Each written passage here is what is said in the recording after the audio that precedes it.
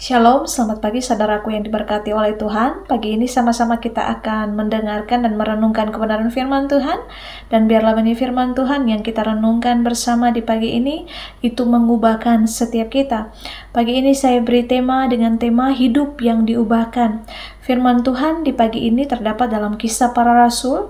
Kisah Para Rasul yang ke-9 ayatnya yang pertama sampai ayatnya yang ke-19. Di situ dengan perikop Saulus bertobat. Dalam bacaan hari ini, firman Tuhan di pagi ini menceritakan tentang Saulus, orang yang jauh daripada Tuhan, bahkan dia pembenci umat Tuhan yang kuat sekali egonya. Dia hidup semaunya sendiri, dan kita tahu bersama saat kejadian itu, Tuhan datang kepada Saulus, dan Saulus mengalami kebutaan selama beberapa waktu.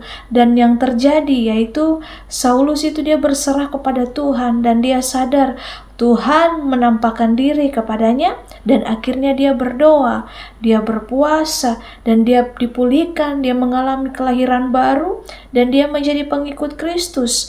Bahkan dia menjadi pengajar dan pelaku firman. Saudaraku yang diberkati oleh Tuhan, berubah atau hidup yang diubahkan ini tidak berbicara tentang masalah fisik yang sering membuat kita ini habis waktu untuk memikirkannya. Hal-hal yang sering membuat kita itu tidak pede dan terlalu banyak omongan-omongan daripada netizen, dari orang lain, yang akhirnya membuat kita hanya memikirkan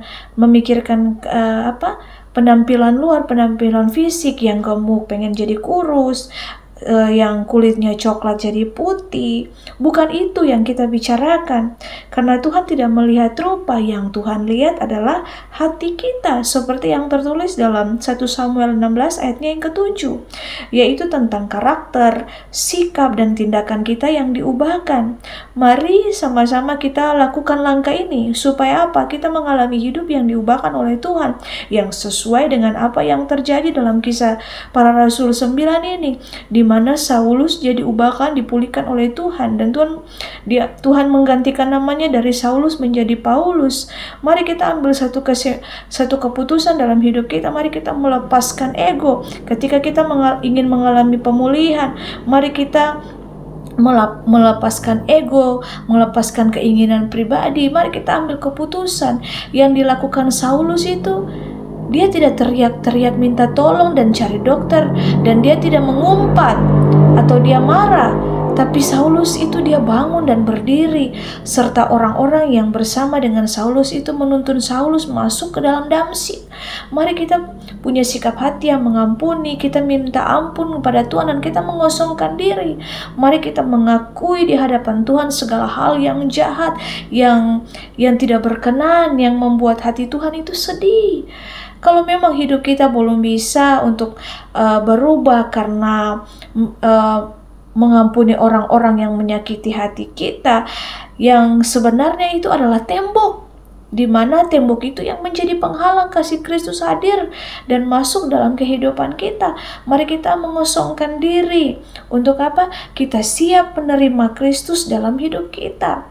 Karena hidup yang diubahkan tidak mengenal jalur yang namanya nego atau orang dalam dari sorga.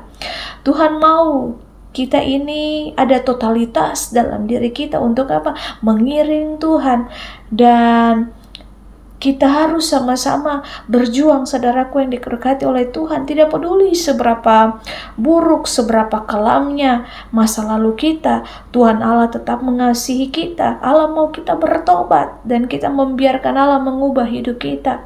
Mari kita belajar dari kisah Saulus yang diubahkan menjadi Paulus ini dengan luar biasa. Dia diubahkan, dipulihkan oleh Tuhan, bahkan dia menjadi pengajar, dia menjadi pemberita Injil, dia menjadi saksi Kristus. Itu pun harus terjadi dalam kehidupan setiap kita orang percaya. Mari kita jangan hanya menjadi Kristen-Kristen agamawi, tapi benar sungguh-sungguh kita mau mengalami perjumpaan dengan Tuhan yang mengubahkan hidup kita. Semoga firman Tuhan di pagi ini membuka mata rohani kita untuk kita sungguh-sungguh mencari Tuhan, kita sungguh-sungguh mengejar perkenanan Tuhan. Ketika hidup kita dipulihkan, hidup kita akan menjadi berkat dan menjadi dampak bagi banyak orang, sehingga lewat hidup kita nama Tuhan dipermuliakan, dan orang banyak akan mencari Kristus melalui kehidupan kita, dan hidup kita senantiasa menjadi terang dimanapun kita berada. Kasih Kristus menyertai setiap kita, memampukan kita untuk hidup di dalam perkenanan Tuhan, mengejar kekudusan Tuhan, hidup tinggal dalam kebenaran-Nya Tuhan. Tuhan berkati, kasih karunia-Nya selalu menyertai, memulihkan, bahkan mengubahkan setiap kita. Tuhan berkati. Immanuel.